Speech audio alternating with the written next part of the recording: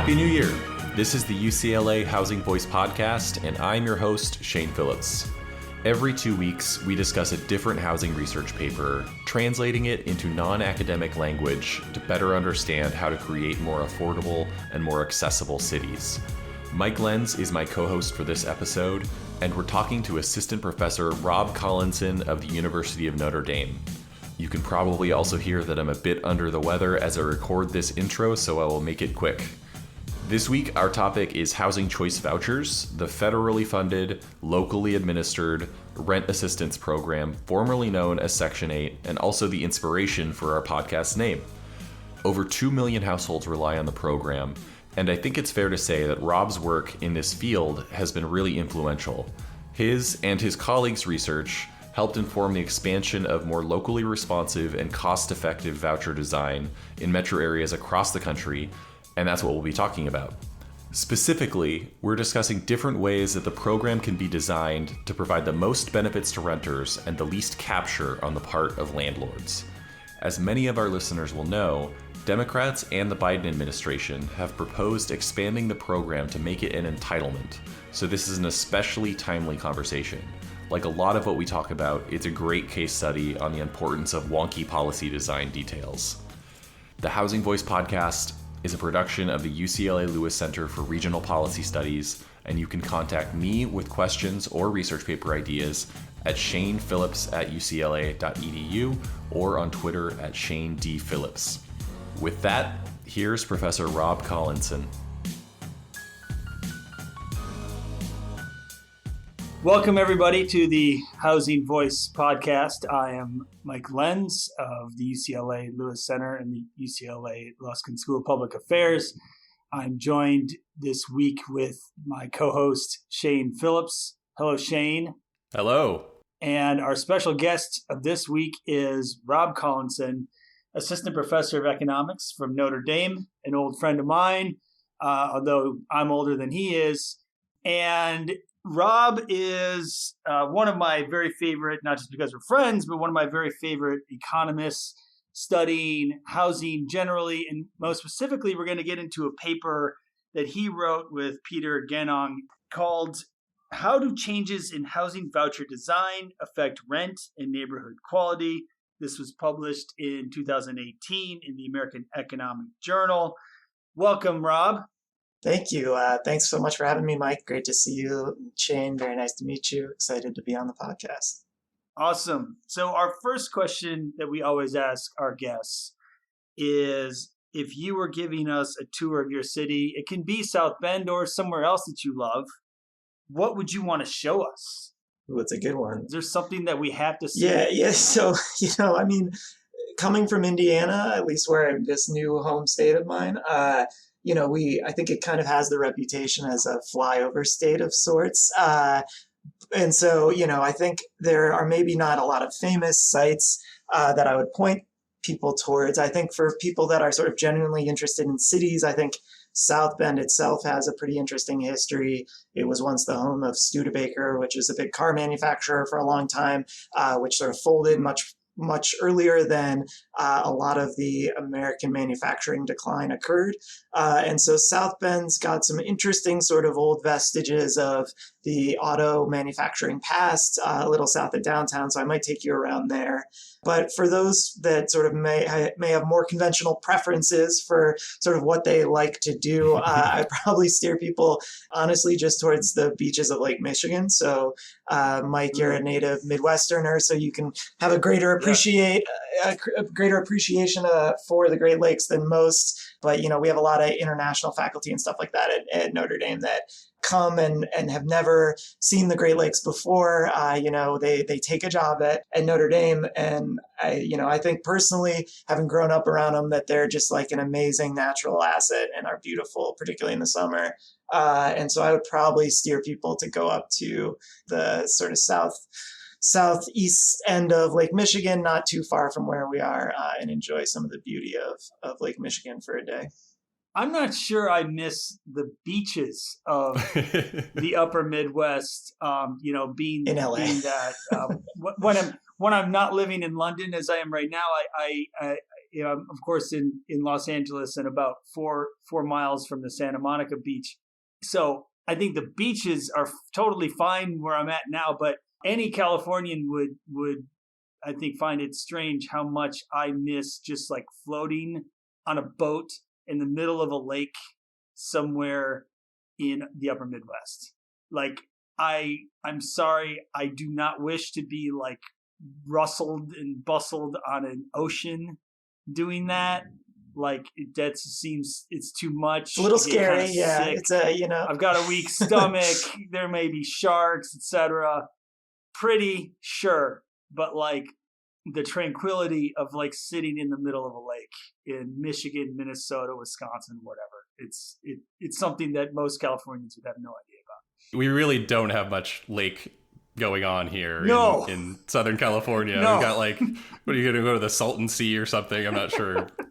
So we'll get into these papers. And I'll actually say, first off, kudos on a paper title that just very clearly conveys what we're going to be talking about. How do changes in housing voucher design affect rent and neighborhood quality? That's exactly what we're looking at.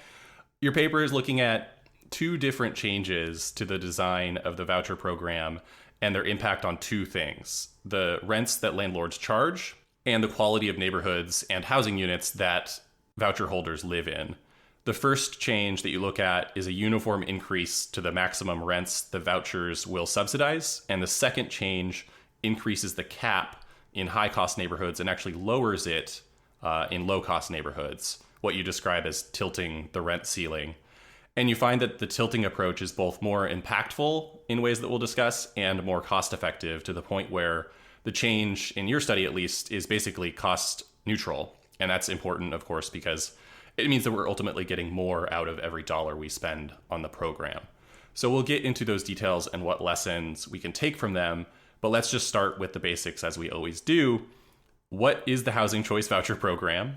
If you could just give us a quick overview on who it helps, how it works, and if you can give us a little bit of context as well about this process we've been going through for the past 40 years or so, where we've switched away from, especially at the federal level, away from public housing and more toward housing vouchers and the low-income housing tax credit, how it all fits into that picture. Sure. Yeah, absolutely. So the Housing Voucher Program is the largest rental assistance program, at least administered by HUD, that we have currently in the U.S.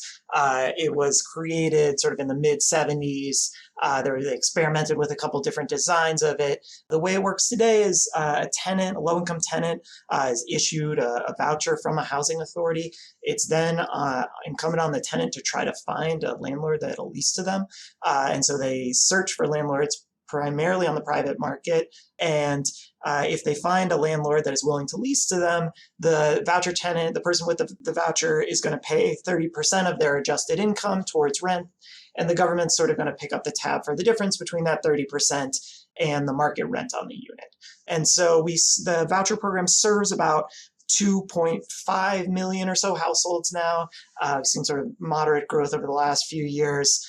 It serves overwhelmingly extremely low-income households, so the vast majority of people receiving vouchers earn less than 30% of area median income. So the sort of typical income for a household with a voucher is going to be sort of on the order of $12,000 a year or something thereabout. So it's this very critical tool for trying to allow low-income households to be affordably housed. But it's also sort of through its history had maybe a dual goal in some sense of creating more choices that are available to these low-income households about where to live, right? And so, Shane, you referenced sort of the movement away from something like public housing and towards vouchers. There were sort of two strains of that. One was, a lot of this was happening during sort of Nixon era stuff, and there was a movement towards more private market involvement in the provision of housing for low-income households. And so some of that was sort of driving that progression. Mm-hmm. But there was also sort of an acknowledgement that there was early concerns about potentially concentrating, very low income households in only a small set of communities. And so the idea of sort of the long story discussion about slums and sort of the implication of quote unquote slums for people's welfare, kids' development, all of these different things, that was also sort of a strand in the development of the voucher program and these sort of aspirations for the program to potentially open up new neighborhood choices for low-income households. So Rob, thank you so much for that context. It's really important. It's something that I think a lot of people don't know, about the kind of the weeds of federal housing policy over the last few decades, just how profound a shift that's been and how large the voucher program is, even if I'll, kind of out myself as somebody who doesn't think it's large enough. And I guess, another kind of on the is it large enough front, there's for economists in particular and people who really study incentives, incentives of both those who benefit from this program and also, landlords and various other actors in housing provision. There's really something about the efficiency of this program. Can you spell that out a little bit for us? Well, like why might it be better to? Why do economists love vouchers or something? Right. Why do economists love vouchers? Like, why might we want to do it this way instead of, just building a bunch so I'd say there's kind of two. So generally speaking, if you were to poll economists, you're exactly right. I think that, there's going to be a strong preference in general among economists to use a tool like vouchers. And I would say there's sort of two main reasons for that. So the first goes back to sort of very basic intro micro days that probably many of your listeners, if they're forced or voluntarily took an economics class, will be familiar with, which is that economists tend to prefer more cash-like forms of assistance rather than giving things in kind. And so an in-kind meaning sort of paying for somebody's food or paying for somebody's housing or somebody's health insurance or something like that. Now, a voucher is still in kind because it can only be used towards housing. However, it allows for more flexibility on the part of the recipient to sort of choose how much housing they want, the particular features of housing that they care about most, at least in the ideal, right? So in the ideal, the voucher is allowing people to not be sort of forced into a particular selection of a public housing unit that becomes available that might be, a certain quality level or in a certain neighborhood.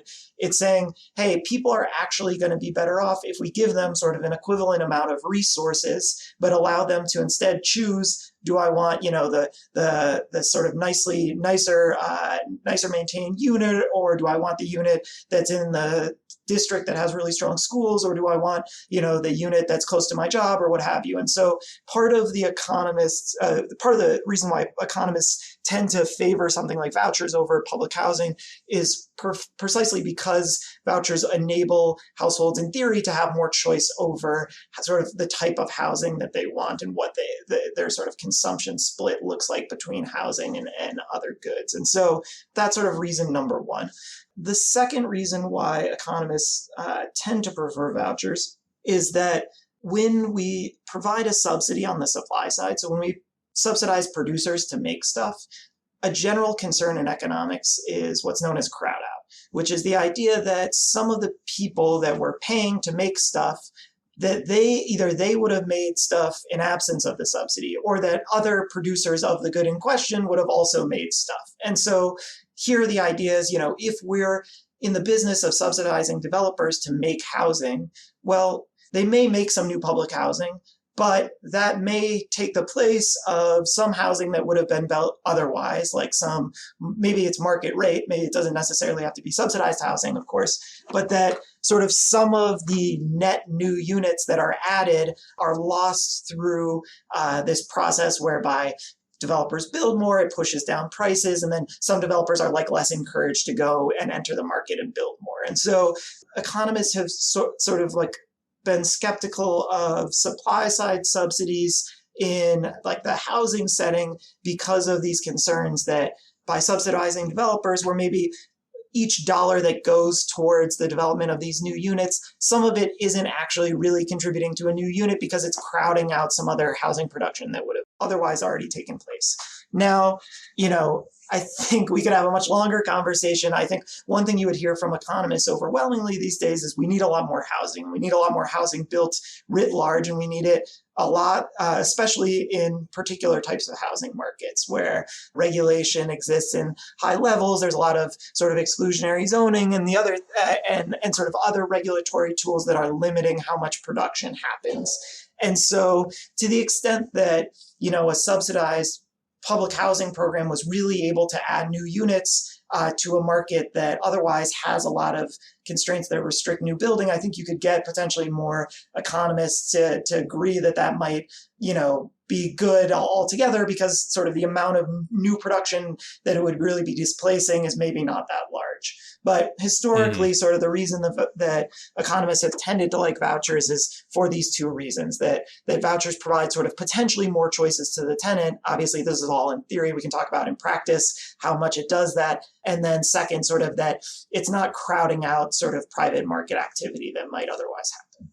Yeah, you sort of anticipated my question about whether this crowd out is really happening, especially since, if you're building housing that's targeted at people earning 30% of area median income or below, that's an entire, I won't say it's an entirely different market. Evan Mast and others have shown that, the housing market is connected from the top to the bottom. But, generally speaking, it's not as though by building a home for someone earning 30% of AMI, you've crowded out the construction of a home for someone who can afford $2,500 or $3,000 a month. Yeah, no, I think that's right. I mean, I think where crowd out concerns at least strike me as potentially more valid would be maybe the instance, like maybe low-income housing tax credit developments in markets that are already really kind of like low rent, where the rent and the tax credit is pretty darn similar to prevailing market rents and things like that. So I think to the extent that crowd out is a concern, it's sort of more pronounced there than in a setting like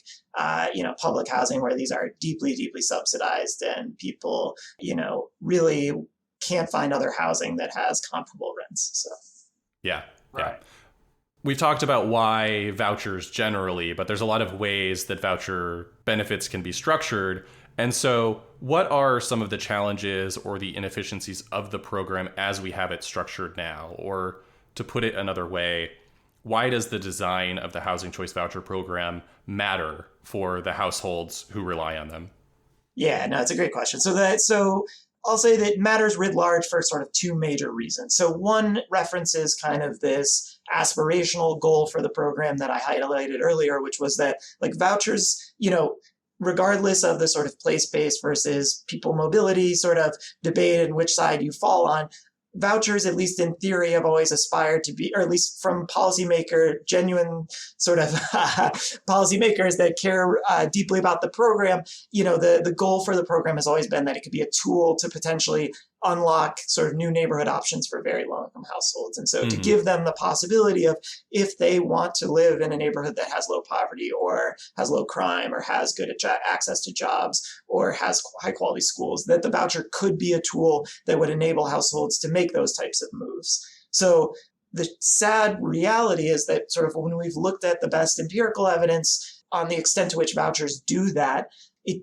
historically hasn't had particularly large impacts on some of the sort of common measures that people have looked at. If you're a private market tenant, you get issued a voucher, you tend to move to neighborhoods that are somewhat similar to the neighborhoods you came from. Might provide, and Mike, you could probably speak more on things like job access, but historically, at least in terms of moving the needle on poverty or sort of school quality or crime, the effects haven't always been huge. And so it hasn't really sort of, I would say, lived up to the promise of trying to deliver sort of a truly wider set of neighborhood options for low-income households that have a voucher. And so part of what we were interested with this study, and I can certainly talk about more, is like, well, what could we do differently about the design that might allow the program to better meet this sort of aspirational goal?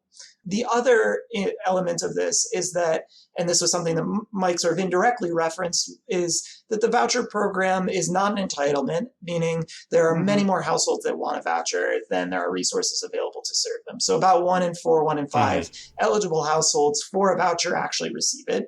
And so given that resources are very constrained, we want to be sure that the resources that we're devoting are allowing sort of as many households as possible to take advantage of the voucher program.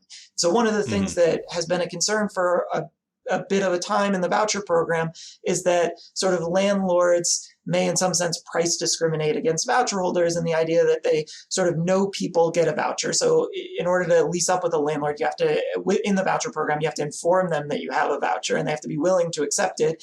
And so there's sort of this weird dynamic at play whereby landlords kind of know voucher tenants can get rents of a particular level, and they might use that knowledge to sort of charge them potentially more than they would a non-voucher tenant. We can talk about sort of the evidence for that writ large, as well as sort of what we are finding in the paper more directly, which is a slightly different dynamic. But if we care about, serving as many low-income households with a tool like vouchers as possible, right, ensuring that landlords aren't able to capture a bunch of the benefits of the program is going to be important. Can you just really quickly explain what the fair market rent is and how that factors in, how landlords are able to sort of use that to potentially capture increases in it?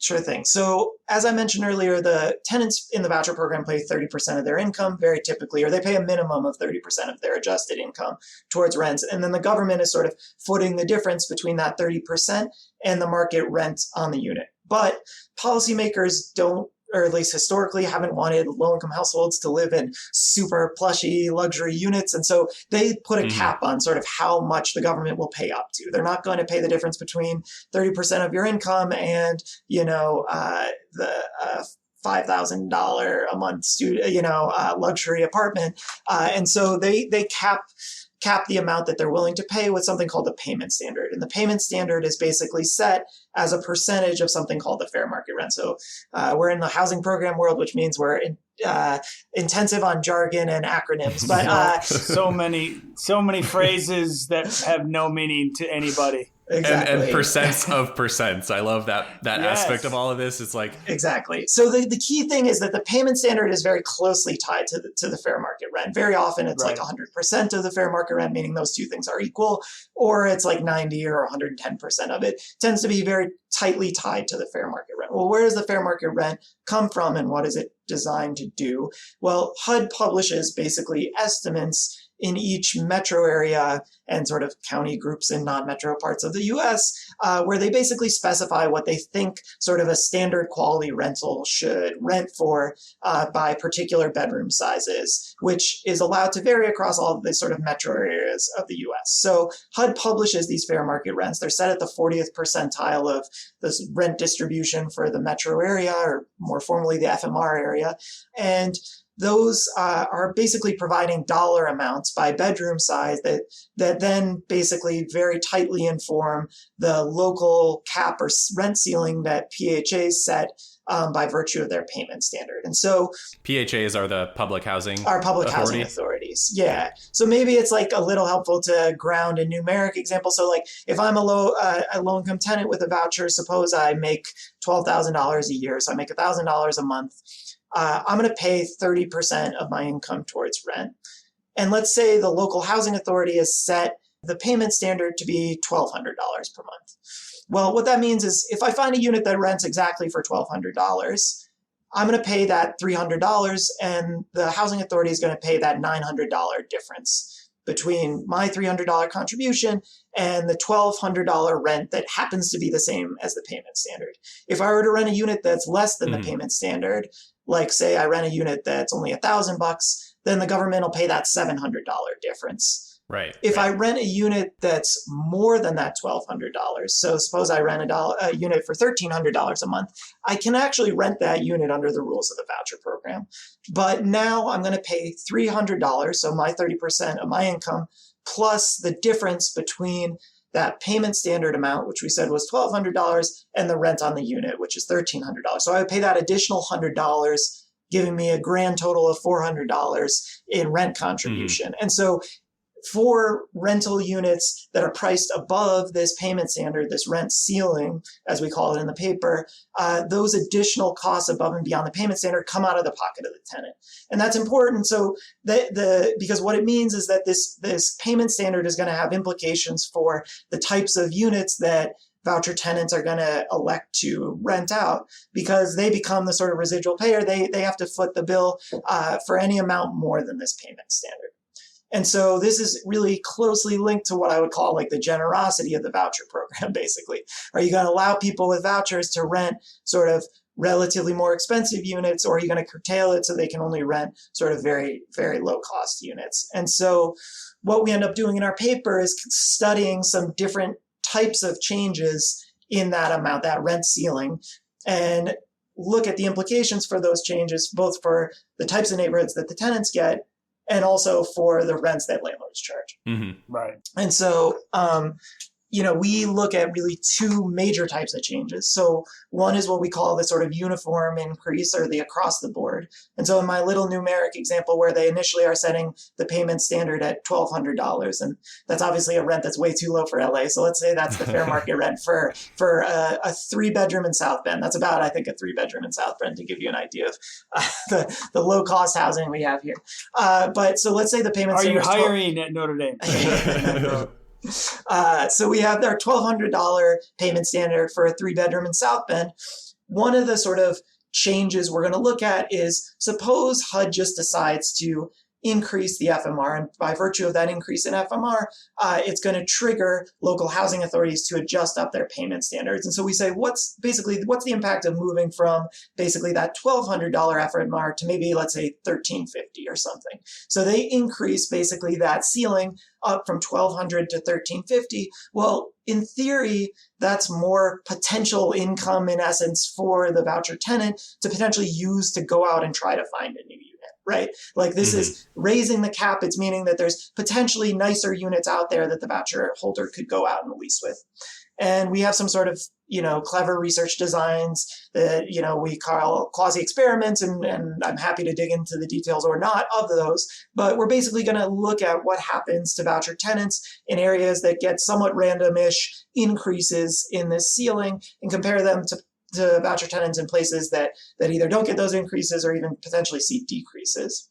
And one thing that we see is sort of when we increase in an across the board way, meaning that that move from $1,200 to $1,350, that's true irrespective of the neighborhood that you locate in within, let's say, South Bend. So we raise it everywhere potentially. What we find is that voucher holders don't seem to necessarily respond by going out and getting better quality units, at least as measured by both sort of like a variety of survey data on sort of what they report about the quality internally of the structure that they're in, but also by sort of measures of neighborhood. We don't see that they're sort of taking that additional money and going out and finding better units. What we do find, however, is that landlords seem to increase rents potentially a little more than they otherwise would, in response to the availability of basically more subsidy for which the government is the residual payer. So they're going to respond to this increase in the cap by saying, hey, actually, maybe we can raise the rent a little bit more on our voucher tenants, because now we know that the local FMR is going up from $1,200 to $1,350. Yeah, it doesn't change how much the tenants themselves have to pay. Exactly. So because the tenant is price insensitive, as an economist would describe it, they're maybe not taking advantage of this in the same way, and it's enabling landlords to maybe get a little bit claw some of that benefit towards themselves. Mm-hmm. And Mike, do you want to ask about the research design? I do think this is worth talking about. Well, I mean, I was first going to make a couple of very important insights. So one is that it is pretty crucial to have economists on the case, or at least people who are very good at math, because there was a lot of math in there. There are a lot of dollar values that you have to keep track of, not just the jargon.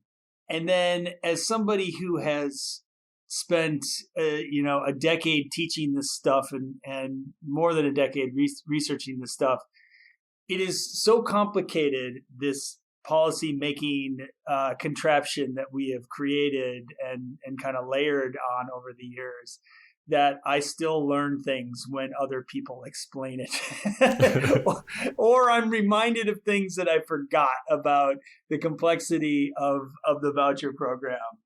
So thank you for walking us through that, and then getting into how you or on some of those policy changes that you're able to take advantage of. So I guess you talked about being able to study this random or quasi-random variation. Can you walk us through like what makes the kind of effects of these changes plausible, or you're more plausible because of the nature of these program changes and how you're able to study it? Yeah, so I think the key thing to think about was, we'd like to, the sort of thought experiment that we'd like to run is sort of, we've got a set of housing markets and we want to randomly give some housing markets voucher values that are higher, basically FMRs and consequently payment standards that are higher in some markets and leave others untouched. And then we would sort of see, how do tenants respond and change behavior? How do landlords respond to these particularly randomly allocated increases in FMRs and consequently payment standards? Now, the challenge with just looking at, say, in what places are FMRs going up and in what places are they not, and comparing the activity in places where FMRs are naturally going up versus places where they're not, is that the places where FMRs are naturally going up presumably are places that rents are going up writ large. That's why the FMR is going up. Maybe the housing market is booming. There's maybe a lot of forces that might cause a voucher holder to have maybe more trouble getting into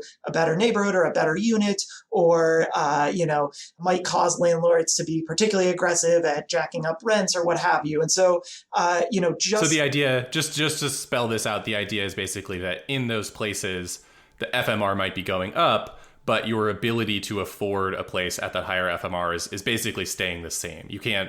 No higher quality neighborhoods or units are opening up to you because the rents in those are also going up by a similar amount. Yeah, exactly. And so what we're trying to do is separate out a little bit what's the role of increasing basically how much subsidy is available to the voucher holder while sort of holding constant the dynamics of the housing market, if you will. And so the way we try to get at this, we do two different ways. Let me describe the first, because I think it sort of relates intuitively to that random experiment that I just described, which is we look at these years in which HUD updates their FMR values according to new census data. And so in a really sort of arcane fact of how housing FMRs are set, HUD basically for a long time would get some data from census. They would do, and that census data would only come in once a decade because it was census data. And they would have to do various updates to it. And basically as time passes, a new census would come out and they would have to update the values. And because of the nature of the corrections they were doing, and because there's sort of this large change to the amount of information they have to set FMRs, you would get these really wild swings in FMRs that are basically, in a sense, correcting for accumulated measurement error.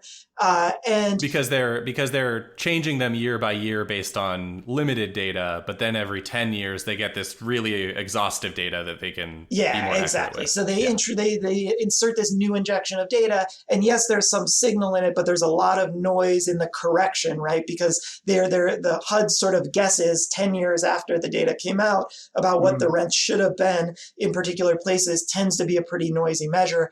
And so basically what we see is that there's this sort of large correction in some places. The correction can go up or down. And that correction is uncorrelated with sort of like measures of what's going on in the housing market. So it sort of passes the smell test of this sort of randomized thought experiment that we had in our minds of some places get random increases, other places don't. And we use that to basically then say, well, what happens? What's the experience of voucher tenants in those places? Do they, in fact, move to better quality units, neighborhoods? Do they, do landlords change sort of the rents that they're charging voucher holders in the different regions? And so that's how, or at least one of the ways that you looked at the uniform rent increase and what the impact of that was. Now, can you tell us what the tilted ceiling scenario is and how you studied that one? Yeah, absolutely. So as I mentioned, with FMRs, they're set over the rent distribution of an entire metro area. So when HUD goes and gets this data from census that then informs the final FMR calculation, they're getting a statistic that, for the Los Angeles area is basically the Los Angeles metro. So it's going to use units in Silver Lake, as well as units in Englewood and South Central, and it's going to use Hollywood and Melrose, all of these different neighborhoods that themselves have a ton of variation in underlying rents, right? So as we know in cities, there's wide variation across cities or metro areas in the rent levels within particular neighborhoods.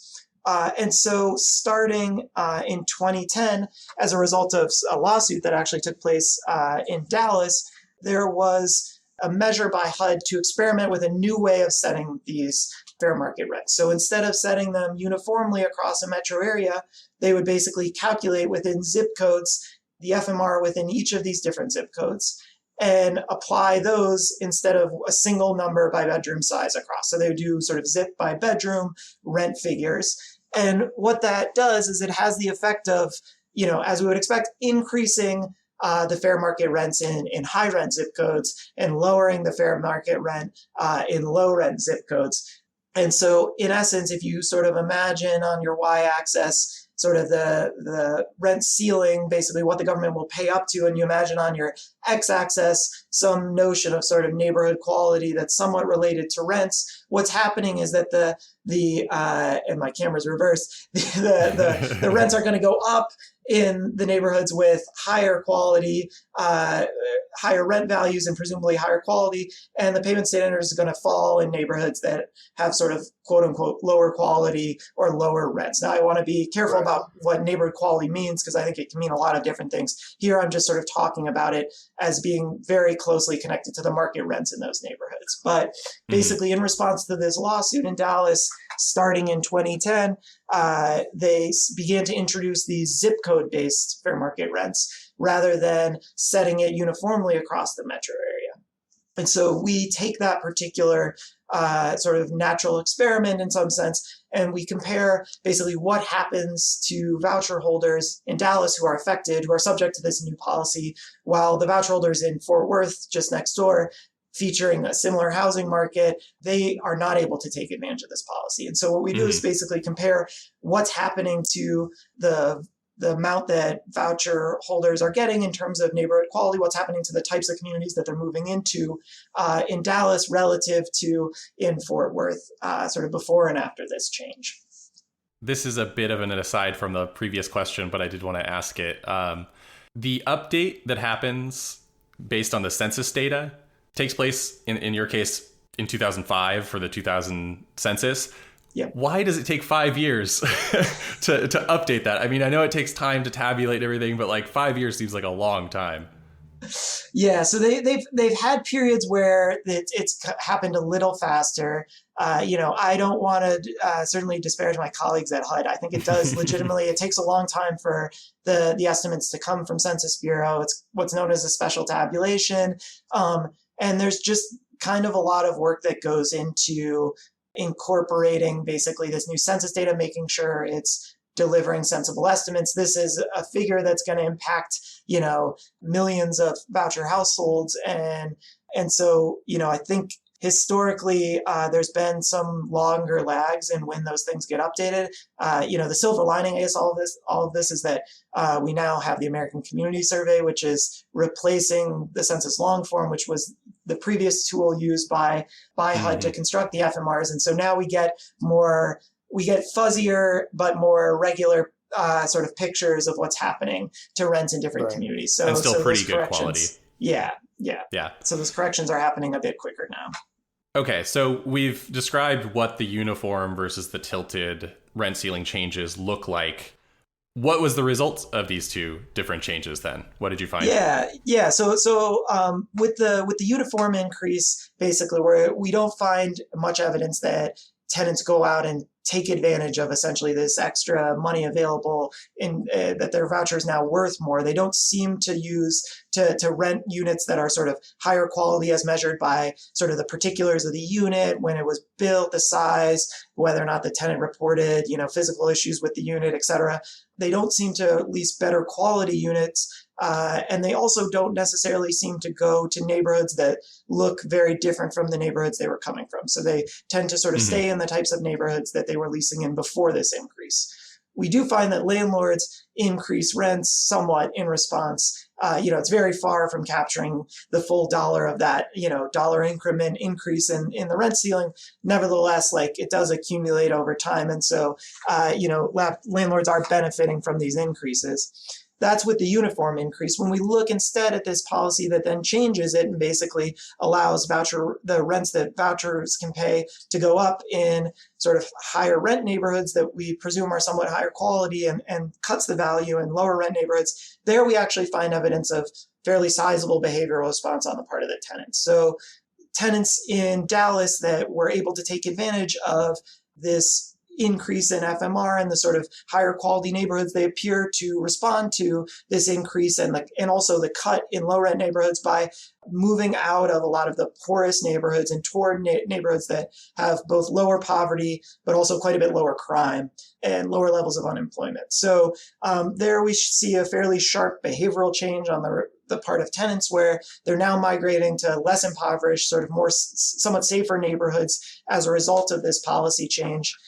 In contrast to sort of the across the board increase. So as economists, we like to say incentives matter in a sense that, by changing a bit the incentives that voucher holders face to go lease up in higher quality or sort of less impoverished, lower crime neighborhoods by virtue of having the voucher worth more in those neighborhoods, but also worth less in the neighborhoods that maybe they would have chosen otherwise. People seem to be spurred a bit more into action and seem to be migrating more to neighborhoods that we would presume potentially maybe offer sort of better opportunities for children and things like that. What role do you think information plays in that? I mean, there's been a lot of discussion at various points in kind of thinking about how to reform the voucher program that really kind of puts some faith in how we can, maybe counsel people to different neighborhoods, right? And so what do we know about when these changes are made? Obviously, a beneficiary of this program is not going to be versed in things like uniform and tilted changes, and but I mean even more simplistically, right?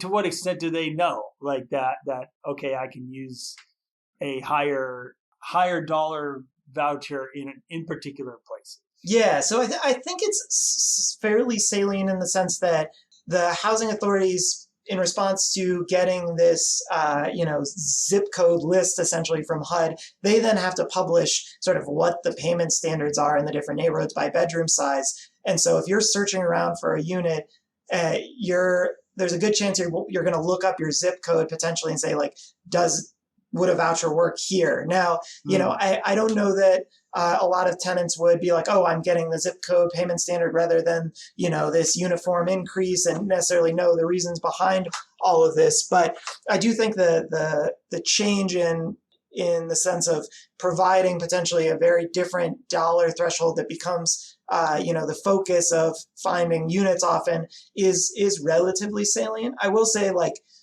and this is a little bit what you were asking, but sort of somewhat tangential, which is that I think the role of information and counseling in neighborhood choices is tremendously important. And so I think this is one part of it. There's sort of I think the bigger question might be, do families know about how well do families know about sort of the level of opportunity that different communities might offer for them, and sort of how accurate does that map to reality, right? And so I think some of this work that Raj Chetty and others are doing with creating Moves to Opportunity, CMTO in Seattle, that's providing sort of custom counseling and very concrete information on these are the neighborhoods where, at least the data suggests your child is most likely to thrive.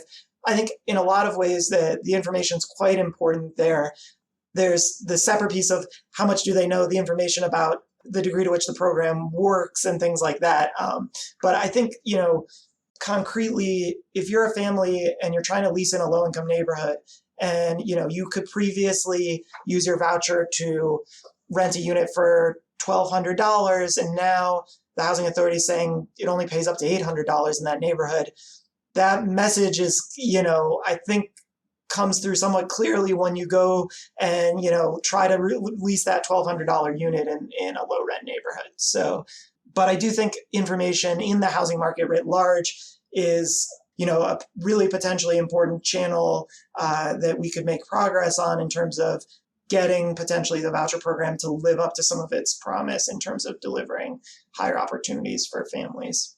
Yeah, and to talk about the cost here a little bit, because I mentioned it at the beginning of our conversation when I was giving the summary, I think there are sort of two extremes that you could see. One is, and this is specifically with the tilted ceiling, the small area fair market rent option.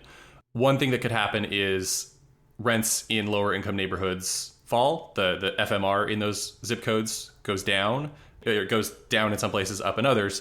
But no one changes their living situation. And so just the amount that HUD is paying falls. Another option is you do this tilted ceiling.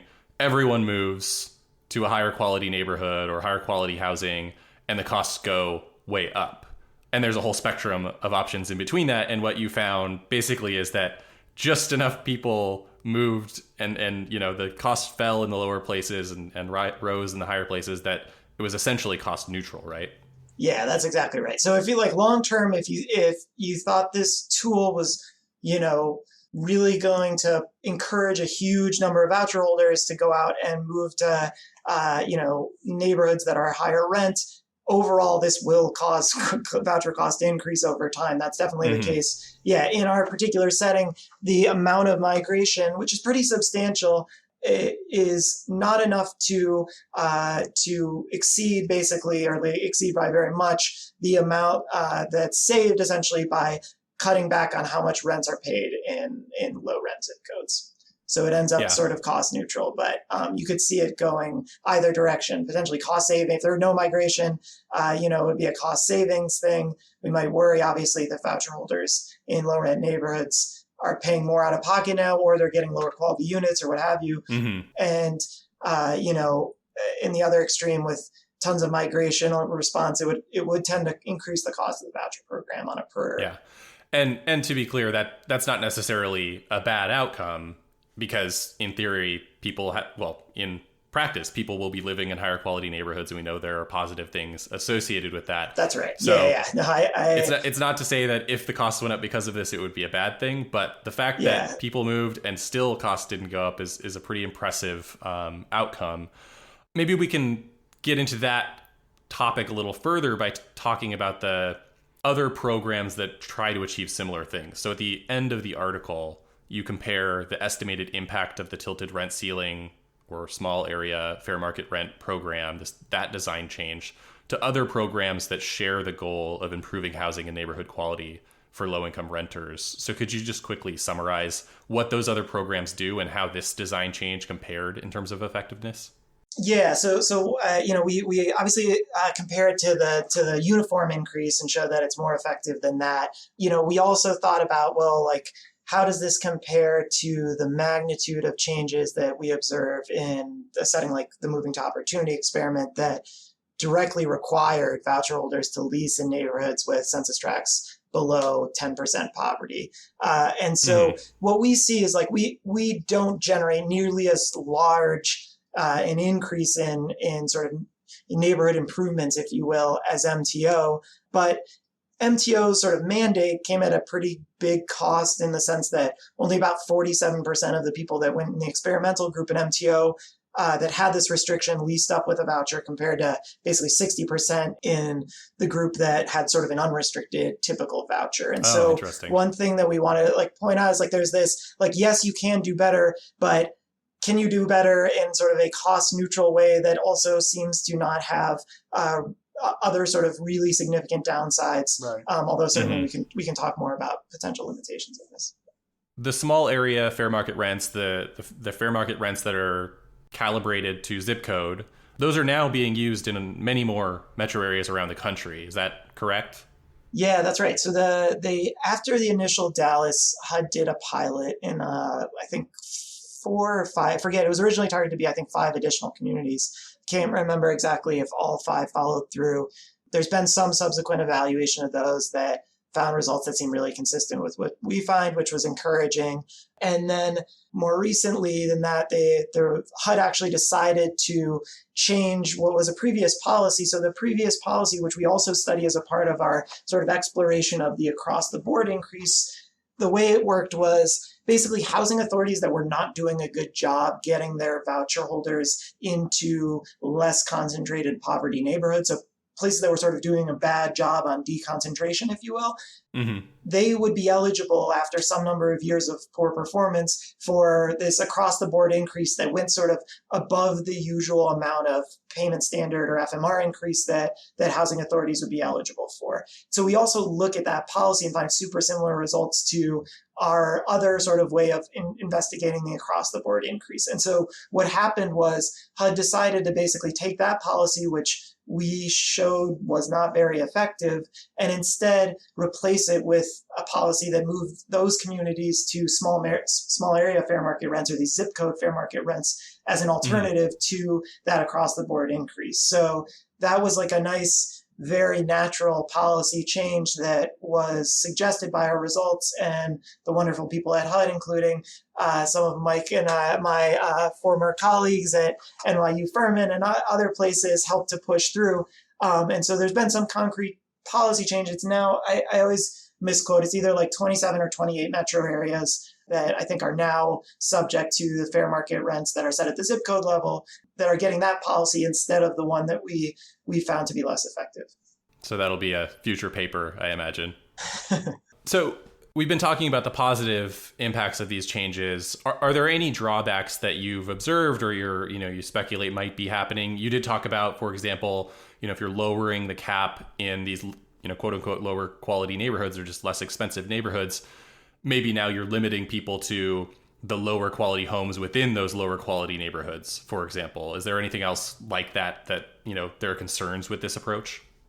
Yeah, I mean, I think the one reality is it's hard to search for a voucher. It's hard to find a housing with a voucher, and in general, we don't have good national statistics on this. This is like a big point of frustrations for many housing researchers like us. But basically, we think about 70% of families issued a voucher successfully lease up, so about 30% are missing out. And one possibility is that if historically those people that were sort of on the margin of missing out were very concentrated in the poorest neighborhoods in terms of where they ended up successfully leasing up, if we've made it somewhat harder to lease up in those neighborhoods, even if we made it easier, presumably, in these higher quality neighborhoods, there could still be the potential that people are missing out on successfully leasing up in the first place with a voucher. And we're mostly limited by a lack of high quality data to be able to study that particular element more in our paper, but it's certainly a concern. Yeah, and I mean, generally, that's a big conundrum that we still haven't quite solved, right? Whereas, at some juncture, you rightfully noted that landlords, when they see that you're paying with a voucher, they're like, okay, I may know or intuit or whatever, or stereotype that this is a potentially low-income individual with perhaps inconsistent earned income, but I know that the U.S. federal government or the local housing authority, more specifically, is going to cut me a check like that, and that thing is not bouncing, right? And so, on the one hand, you have a group, a class of landlords. I mean, there's a lot written on this. It's more complicated than I'm portraying it. But you have groups of landlords who are absolutely fine with, and if not seeking out voucher holders, depending on in part because of the market that they typically rent in or rent out in. And then on the other hand, we have a lot of more discriminatory landlords that specifically don't allow it, or just generally for a host of reasons that we don't fully understand very well, I don't think, because as Rob notes, data, we don't know why, or there's a group of people or a group of voucher holders that just don't successfully use the voucher to lease a unit, right? And so on the one hand, it's like, oh, it should be easier, or at least easier than like similarly situated people. And then on the other hand, we have this hole of people that are not able to use it. Yeah, and I think like I think if the policy was just giving a haircut to the landlords that you describe, which I totally like, and Eva Rosen I think has done some great like qualitative work on this group. I think she was definitely in mind. Yeah, and so like if we were just forcing those people to take a haircut, this policy would seem like a completely unambiguous win, probably in the minds of a lot of people. Obviously, I still think it's an important and on net beneficial policy change, but you might worry certainly that some households have a harder time finding housing under it.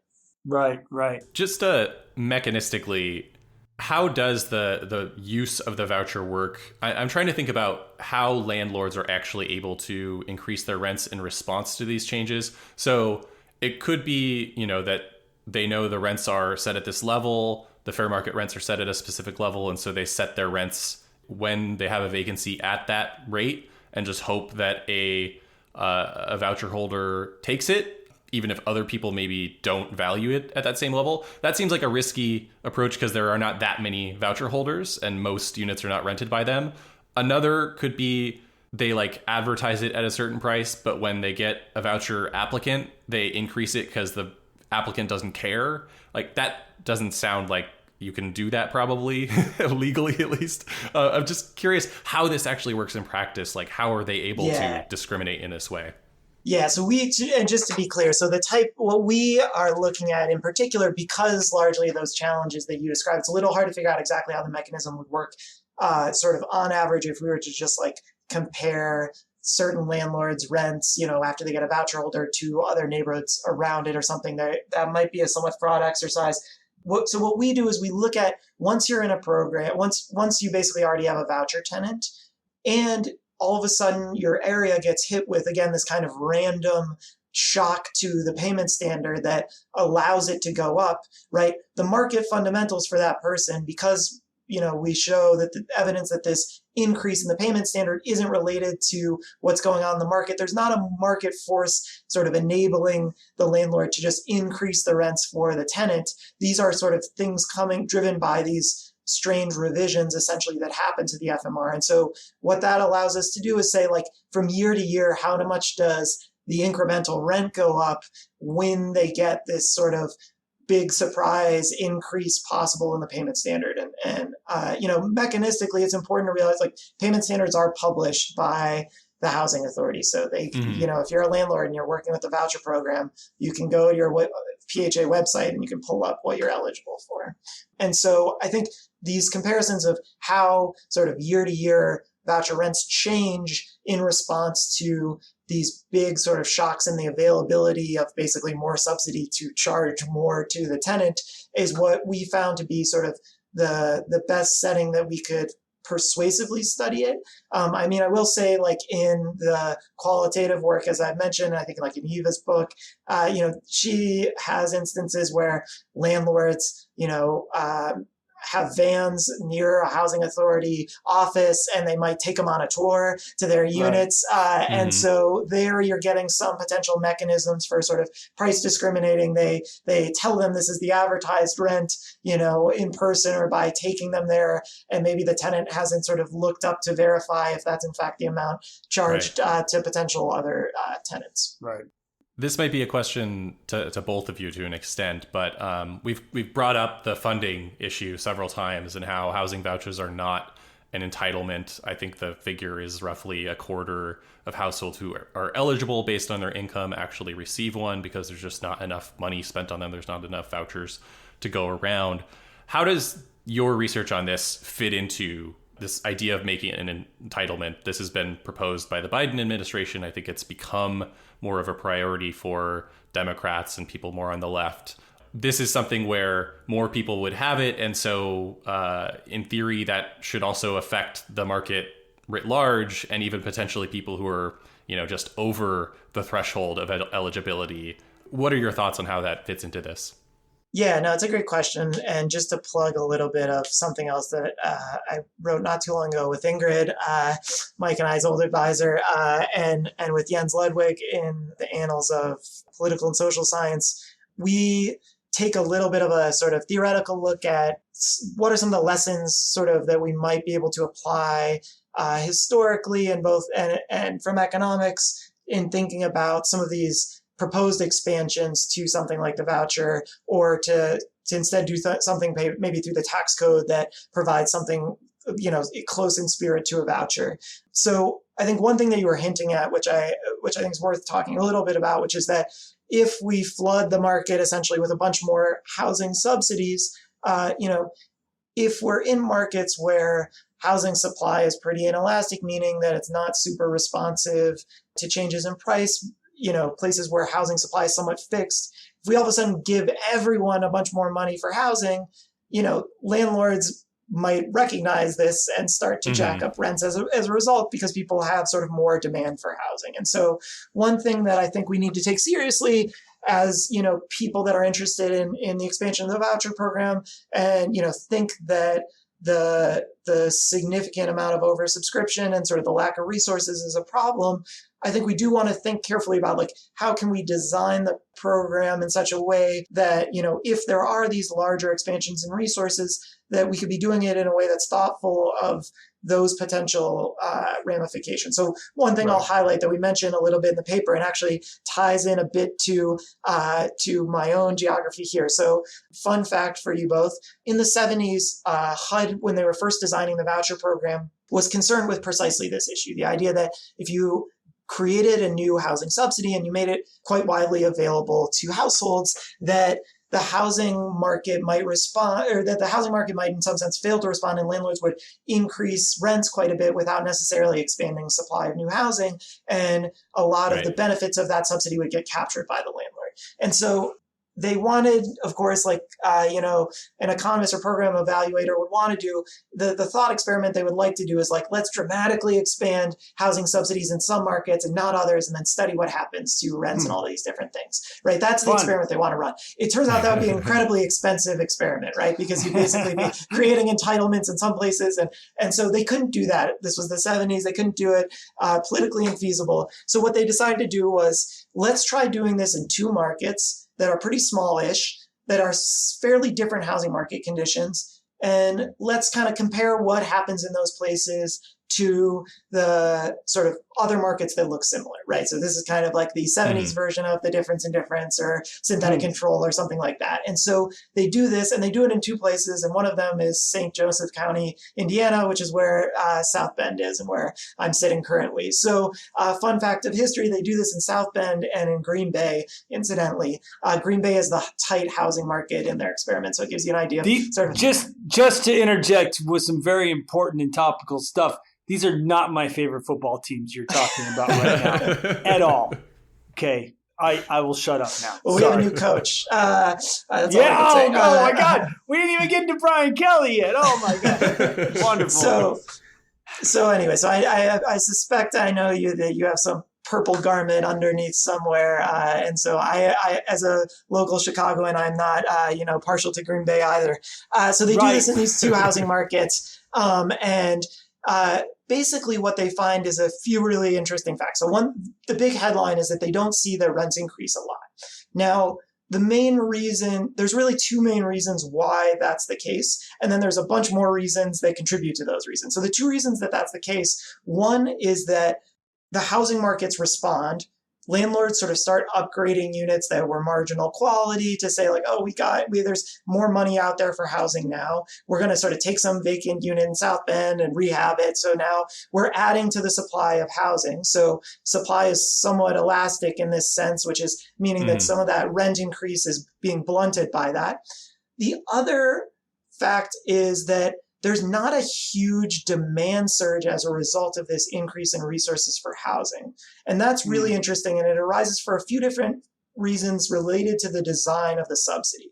So unlike the current version of the voucher, where I pay 30% of my income, and even if I rent a unit that's $300 below the payment standard, I still pay 30% of my income for housing. So one interesting thing they did with the housing subsidy in that in this experiment is they allowed the tenant to basically keep any amount that was between essentially what was the fair market rent at the time and the rent on the unit if that amount was less. So essentially a tenant that elected to economize on rent would essentially get rebated some of the subsidy. Wow. And so what that does is it gives the tenant sort of more potential interest in negotiating, being selective about particular units. Yeah. And it gives them another channel through which, like, if rents are going up, like maybe I'll just find, I'll rent this one and I'll use that's less than the payment standard and I'll use that money towards something else. And so I do think when we consider sort of the expansion of housing subsidies and try to think about what are going to be the market-wide implications of doing so, being careful about how they're designed and thinking, are there creative ways that we can shape the subsidy that might give tenants more incentive to potentially, economize if they decide that that's what they want to do, which would reduce some of the pressure on rents and reduce some of the bargaining power that landlords might have. Right. And then, of course, like, I think you could get in kind of an endless or unresolvable debate about like kind of paternalism versus cash versus any of this. Of course, like some people would be very adamant that like, well, you don't want people to like skimp on their own housing, and exactly. I think like your utility maximizing believing economists is like, hey, let's let them decide like what the best housing bundle is for them, right? Yeah, exactly. So that you could totally, I think that's right. Obviously, the reason why we don't have that current design is precisely because of, a paternalistic sort of view, or one that like, people are not maybe making the right decisions. We need to make sure they have a minimum quality, and the landlord has to pass HQS, and they have to do all of this stuff. And so this is providing sort of a different paradigm, but I think is useful. It's always I think beneficial to try to learn from history. Sometimes history is a horrible guide, but I think in this case it was. You can learn from it that way too. Yeah, exactly. And mistakes. So it's important to learn from both. But to add one more, beyond the sort of setting a cap but letting people keep the difference in what they actually pay, I think this issue of having a sharp cutoff threshold is also maybe something that needs to be thought about in the future, where you don't want to have, if you earn $30,000 a year, you get up to, say, $1,200 a month to help you with rent. If you make $30,001 a year, you get nothing. That has, there are political challenges with that. There's just like practical, the person who earns $1 more is not, so much better off that they don't need any assistance compared to the person who earns $1 less. There's a lot of things to consider, but that is all dependent on having enough money in the first place to make these kinds of decisions. Yeah, exactly. And one of the kind of nice things I will say, so there's always a little bit of a tension here for economists about sort of program design, but like the current voucher scheme is very tapered, such that as your income goes up, like your rent contribution is going up, which economists might worry discourages work and things like that. But it does have the beneficial property of, it means that like there's not these weird threshold effects whereby, you earn a bit more in this year and all of a sudden you're no longer eligible for any subsidy. Instead, your subsidy is just going down a little bit because you're required to pay more in rent. So the voucher design, doesn't have these sharp cliffs, but some of the proposed, I think, tax changes and things that have been under consideration for others do maybe have some of these same features. Well, I am mindful of the time because, our sabbaticals are ticking away here, Rob. Not that I'm counting the days or anything, but I do want to make sure you get back to your life, and even if our listeners are thirsting for more. Before we go, Rob, why don't you tell us a little bit about what you're working on? What's coming up next?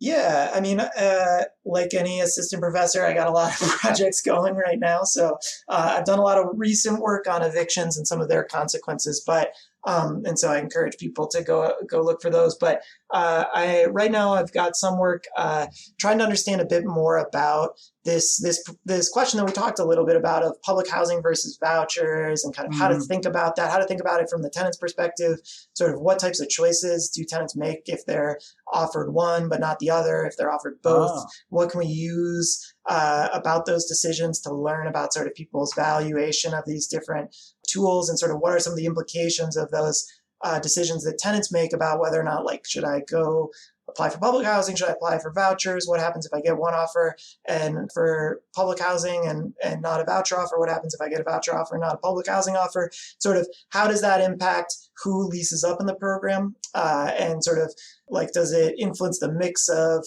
who lives in public housing and who's using vouchers? And so hopefully lots of work on the frontier on those topics. Very cool. I look forward to that and more. Shane, any last words? Anything we forgot? I got nothing. Thanks so much, Rob. Yeah, this was awesome. Thank you guys for having me. Cool. That is it for our first episode of the new year. You can read more about Professor Collinson's research and find our show notes and a transcript of the interview at our website, lewis.ucla.edu. The UCLA Lewis Center is on Facebook and Twitter. I'm on Twitter at Shane D. Phillips, and Mike is there at MC_lens. Thanks for listening. See you in a few weeks.